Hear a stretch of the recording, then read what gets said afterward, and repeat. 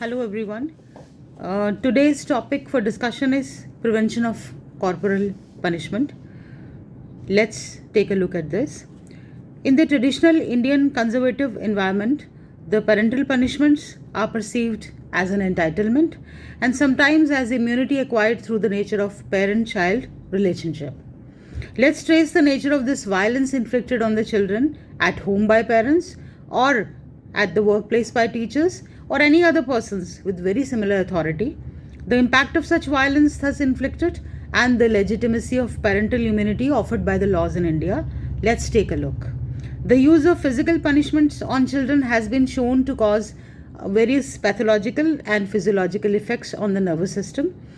In neuroimaging studies, scientists have found that the children who were physically abused had significant decrease in the nervous tissue in the brain. Additionally, these children showed deficits in connectivity between the emotional centers of the brain as well as the deficits in their memory, IQ levels, and their ability to self regulation.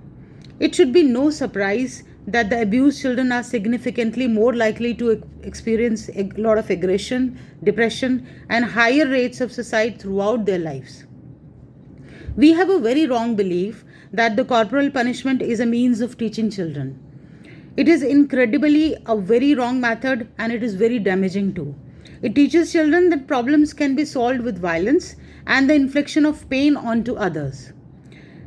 There are many better ways to teach children to teach them right from wrong by rewarding their good behavior, by encouraging them towards positive behavior.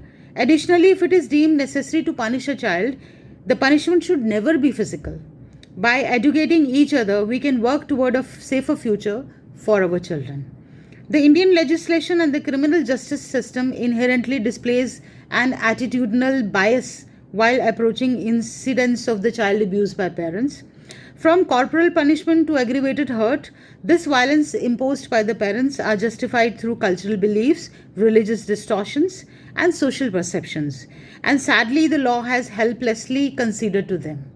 Such trends could be found in Section 89 of the Indian Penal Code 1860 and the provisions of the Juvenile Justice Act 2015 and the Right to Education Act 2009, where corporal punishments in the schools and childcare institutions is prohibited, but at homes it is allowed. When coveted international organizations, including the United Nations, support the right of child from all forms of violence, are the Indian laws adequately offering such protection to one of its most vulnerable sections of the society, which are the children? Further, is the justification of such immunity that parents as an actor has the best interest of the child true in all circumstances? If not, then how can the law protect children from illegitimate violence inflicted by parents, and how to incorporate a mechanism of the regulation of such violence in the criminal justice system? A child is very unfamiliar with that is familiar to us. So, this ignorance of a child towards these kind of things makes them socially vulnerable and susceptible to exploitation and abuse. In 1693, when corporal punishment was a normalized parental entitlement, John Locke wrote, "Those children who have been the most chastised seldom make the best men." It is evident that Lockean liberalism supports the independence in action that should be made available to a child. Locke proposed the esteem and disgrace disciplining technique. This form of punishment, which requires the parents to use softer ways of shame and commendations to educate the child, passively stimulates their mental faculties rather than imposing tangible harm when they commit a wrong, thereby preserving the child's autonomy and bodily integrity while helping them to learn and differentiate between different virtues and vices. Despite the suggestion that a child should be the subject of the parents' control, Locke advocates for the child's right to liberty, admittedly with certain reasonable restrictions. Accordingly, a child should be given the opportunity to the authority and source of their actions. It is therefore a settled fact that children have a rightful claim to liberty, which is equal in proportion and similar in application to that of any other individual. Then does the state have an obligation to foster and sometimes defend the rights to life and liberty of a child when it is breached by their parents or a guardian? If yes, can the state regulate the private sphere by monitoring the intimate familial engagement between parents and children? Over the last few decades, the state have been regulating the private sphere based on the nature of illegitimate practice continually occurring with the bounds of a family. This rightful claim cannot be dismissed on the grounds that the state does not have the authority to regulate the private sphere, as the harm caused due to a non-intervention is much higher. On that account, it becomes important to analyze the legal harms caused due to corporal punishment.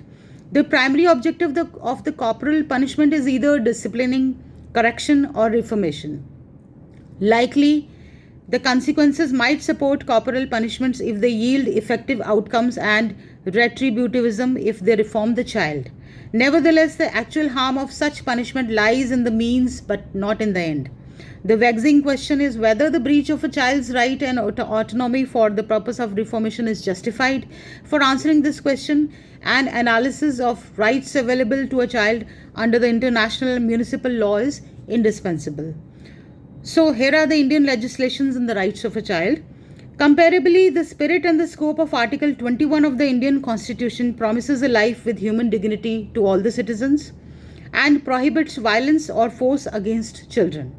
This was affirmed by the Delhi High Court while examining the constitutionality of the corporal punishment in Parents Forum of Meaningful Education versus Union of Indian and another. It was observed that Article 21 in its expanded horizon confers medley of rights on the persons, including the following rights. One was the life of dignity. Second was a life which ensured freedom from arbitrary and despotic control, torture and terror. And the third was life protected against cruelty, physical or mental violence, injury or abuse, exploitation including sexual abuse. All these rights are available to the child and he cannot be deprived of the same just because he is a small individual. Being small does not make him a less human being than a grown-up. In addition to this, along with the right against abuse under Article 21, a corresponding duty on the state to protect children from abuse is recognized under Article 39E of the Constitution. To fulfill these state obligations as envisaged in the Constitution of other international directives, the Prevention of Offences Against Child Bill, which proposed making corporal punishment an offence, was drafted in 2009. This bill was later replaced by a bill on sexual offence that translated into the Protection of Children from Sexual Offences Act 2012. Therefore, even though attempts to criminalize corporal punishments were made, the criminalization of corporal punishment at home did not materialize into a legislation. Hence, corporal punishment when committed by parents or the guardians does not invite any penal sections at the moment, as such sections fall within the parental immunity provided under Section 89 of the Indian Penal Code. According to this provision, an act which is done in good faith for the benefit of a child or insane person by or by consent of a guardian is not an offence unless it causes death, grievous hurt or infirmity. So what is the conclusion? What is the legality of the corporal punishment in India at present? Regardless of the availability of the above mentioned provisions, the corporal punishment is an unabated occurrence that does not invite any legal sanctions till now. So now I want to sum up the whole matter. Conclusion is that childhood is supposed to be very beautiful, devoid of terror and away from pain. Every parent has a duty to gift their children such an experience. If they fail to meet those expectations, the state has an obligation to protect the children against all forms of violence and exploitation that may arise from parents too. Therefore, a corporal punishment at home, which is a form of violence committed against the children, needs to be regulated and criminalized for safeguarding the rights of individuals, those who have to decide the course of our tomorrows. Thank you.